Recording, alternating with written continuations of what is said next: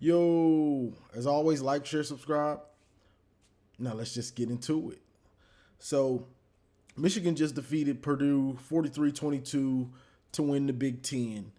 Now, this game was a normal kind of Michigan game for the most part. First half, end of the first half, it's 14-13. You know what I'm saying? And then second half, Michigan starts exploding with the running game. Donovan Edwards,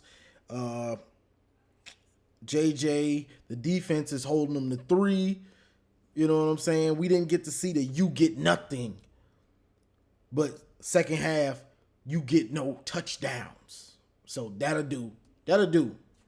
You know, we love to. I'd love to get on here and say you get nothing, but they got a little something. They got 9 points in the second half, all field goals. So that'll do. That'll do, Wolverine. So the takeaways from this game is just the difference. With Blake being out, so the offense changes somewhat. Blake was a every down back. He's gonna pick up 3, or most 9 times out of 10, he's gonna get at least 3. You know what I'm saying? He's gonna churn, do whatever he has to do. With Donovan, it's a little bit different. Donovan I'd say he needs more of a crease to get going. Blake kind of can matriculate and power his way, however you want to say it. But the thing about Donovan, if he gets a hole, an open seam, he's exploding, and he's gonna take about 60 quick, because he's faster than Blake is now. I'm not sure about last year, but this year Donovan's definitely faster, and he's exploding.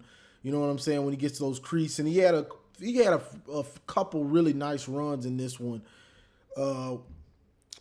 I think he took one like 20 into the end zone and just was running through tackles like crazy. So nice to see that. Khalil Mullins had a few touchdowns, being that power back now, because short yardage, things like that, it's harder for Donovan to run it with that cast.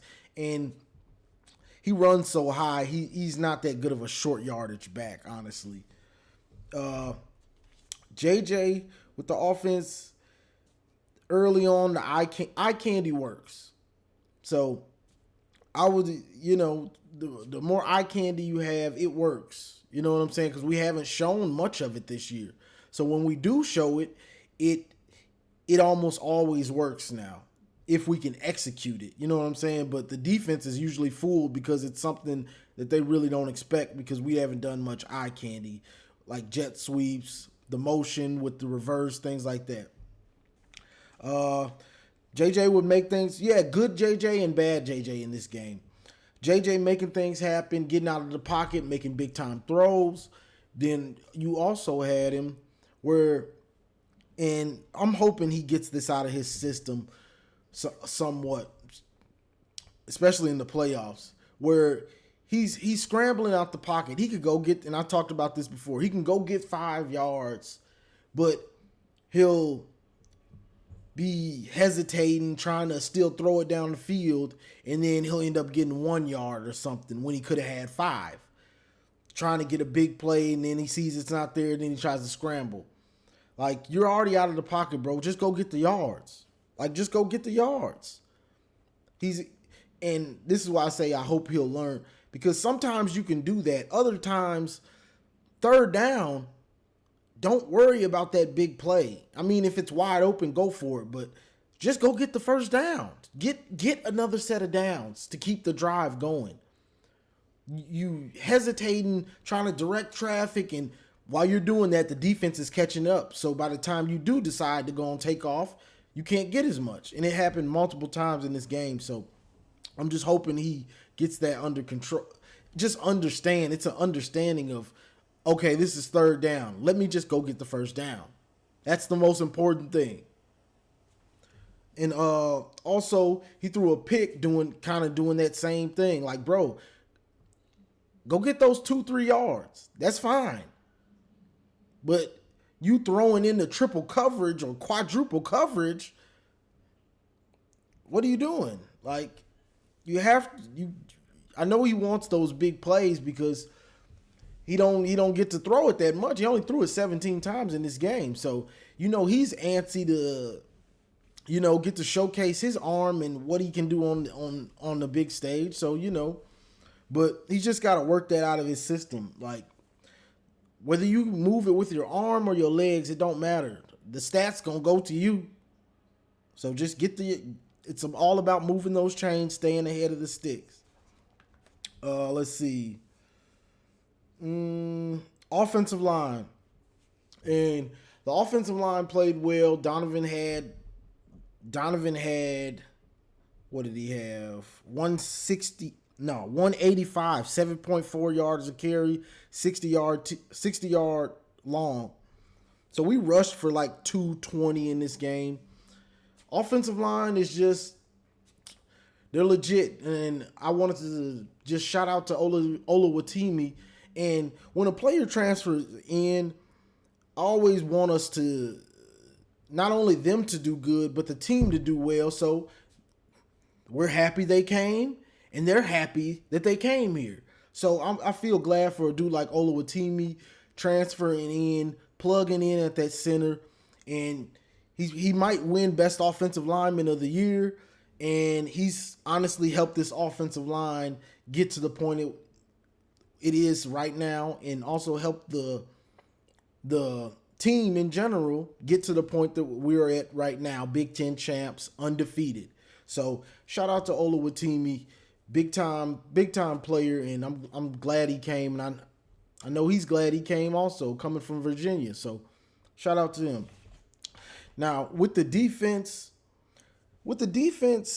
for some reason, Mike McDonald, thinking of last year, Jesse Minter was playing a lot of zone. I'm not sure why he was trying to play so much zone, but Aiden O'Connell, he's a sixth-year senior, I believe. So he was shredding the zone at first. He was shredding it. And almost any time we got in it, he was shredding it. But I can understand it. Will Johnson and DJ Turner are very good in zone. Very good. They know how to manipulate. They know how to manipulate the zone and come off of their man if they see the quarterback eyeing down somebody. Like the corners are good in zone, but the thing about that is our linebackers aren't good in zone. So you can't really run it because the linebackers, they're looking everywhere. They're getting all out of position. They don't know what they're doing. Like every time we get in most of the time we get in the zone, they're looking all out of position. So I don't know why he was trying to run zone so much and was sticking to it early. I'm glad he got away from it because Aiden O'Connell's just seen so much. You've been starting and playing for 6 years. You done seen everything, and you'll pick apart a zone. And he was. Shout out to him. I know his brother passed like Thanksgiving weekend, so he's trying to do what he loves. So, but he was doing his thing. So, shout out to him. He threw for what? 366, 47 attempts. He had 2 picks, no TDs.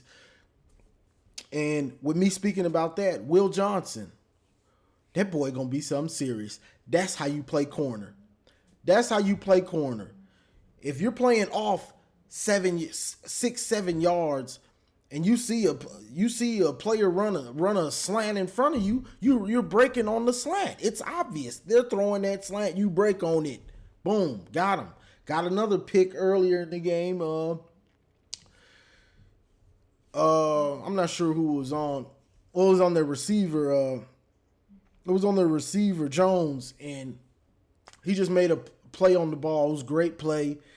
Dude is gonna be a beast, and with all this time off, he should be ready to start. There's getting into this playoff, and the teams that we'll have to go against, whether it's TCU, which I think it'll be TCU. These teams throw downfield. They go for big plays. Jamon, he just won't find the ball. So that ain't nothing new, but he ain't going to find the ball. So if you're going against teams that like to throw deep passes and you're going to run some one-on-one coverage sometimes, that's if you do, Jamon will have perfect coverage. He ain't gonna find the ball, so ain't no point in him being out there on the outside corner. You know what I'm saying? Because he's just not gonna find the ball. Like, so when you play teams that throw down the field, you have to find the ball. Sainer still found that out in the game too. You got to find the ball. Covering ain't good enough when you're going against a pass happy team.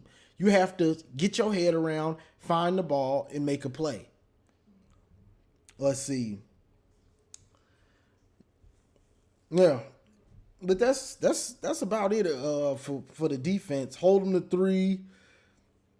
You know, the boys just out there playing well. DJ Turner had a cramp. He came back in. Mike Morris didn't play today. He should be ready for the bowl game. I mean, the playoff, hopefully. But this was just a win, Michigan style. The same way we've been winning all year. We see what you do first half, second half. We turn your water off. And this wasn't you get nothing like I said earlier, but it'll do. Held them to 9 points in the second half. And this was a pass-happy offense. And looked like Minter was trying a lot of different things to slow them down. And Jeff Brom on the other side, he's a good coach. So he knows how to scheme up guys. He's taken down a lot of top 5 teams. Well, 3-5 top 5 teams. So he knows how to scheme up plays. But Minter is he's good at what he does. Even though I don't know why he was trying to run that zone earlier. Honestly, I would have came with the same kind of game plan as against Ohio State. Some zone, but I'm not dropping those linebackers in the zones a lot. I'm just not going to do that because they're not good at it. They don't know how to. They don't know how to really. I don't know. It's like they lose themselves. Like they're just looking at so much they don't know what they're doing. It looks bad when they're in zones. The linebackers, DJ Turner, Will Johnson, Jamon, they do pretty well in it though. So I can understand why he would want to, but you got to get those linebackers. You got to get them ready. They're not ready for it consistently, but hopefully with this month off they can be.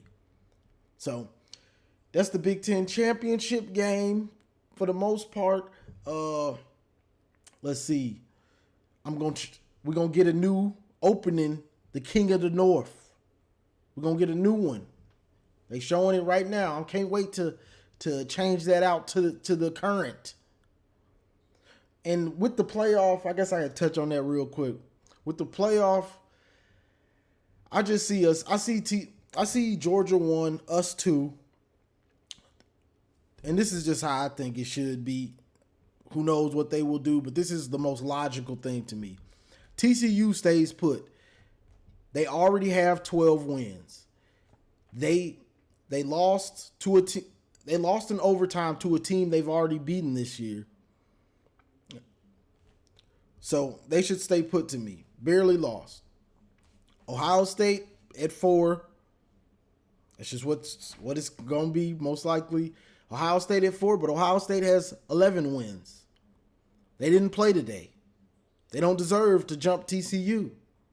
TCU has a whole nother win than them. Ohio State got blew out on their home field. They don't deserve to jump TCU. So that's just how I think it should be. But we'll see.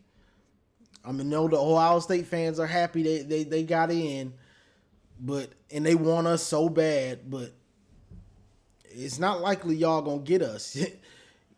Y'all gonna get them boys in Georgia and be playing them in Georgia. So have fun with that. But that's all I got for this one, y'all. It was a good win. It's late, kind of gassed, but it's just Michigan ball.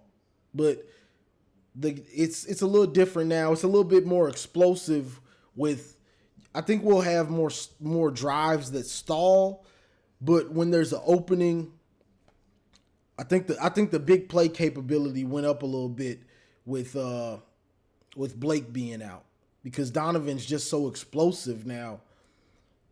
It's a little bit different. I mean, Blake is fast, but he's not as fast as he was. He gained like 15, 20 pounds.